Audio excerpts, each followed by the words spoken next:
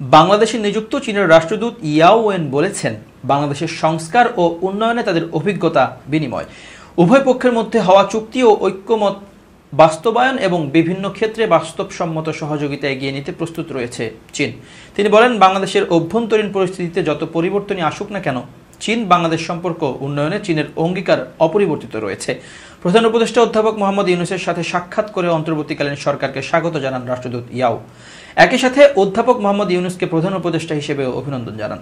তিনি দারিদ্র্যমুক্ত গণতান্ত্রিক সমৃদ্ধ বাংলাদেশ গড়তে অন্তর্বর্তীকালীন সরকারের সমর্থনের উপর গুরুত্ব আরোপ করেন।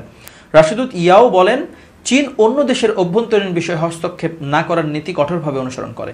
বাংলাদেশের জনগণ স্বাধীনভাবে উন্নয়নের জন্য যে পথ বেছে নেবে, চীন তাতে সম্মান জানাবে। একই সাথে বাংলাদেশ দ্রুততম সময়ে ঐক্য, স্থিতিশীলতা, উন্নয়ন ও সমৃদ্ধির বিষয়গুলো উপলব্ধি করবে বলে আশাবাদী।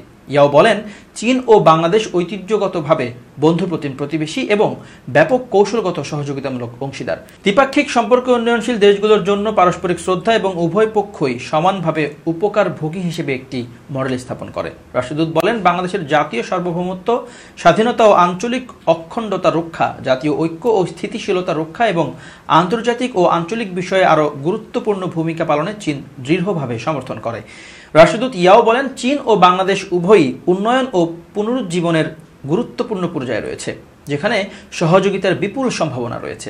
চীন বাংলাদেশ থেকে আমদানি মুক্ত বাণিজ্য চুক্তির জন্য আলোচনা ত্বরান্বিত, চীন বাংলাদেশ বিনিয়োগ চুক্তি অনুকূল, দ্বিপক্ষীয় বাণিজ্যে স্থানীয় মুদ্রা নিষ্পত্তিকে উৎসাহিত করবে এবং চীনা উদ্যোক্তাদের বাংলাদেশে বিনিয়োগে সহায়তা করবে। রাষ্ট্রদূত বলেন, 2025 সালে অনুষ্ঠেয় চীন বাংলাদেশ ইয়ার of people to people exchange আয়োজন ও কার্যক্রম পরিচালনায় চীন বাংলাদেশের সাথে কাজ করতে প্রতিশ্রুতিবদ্ধ।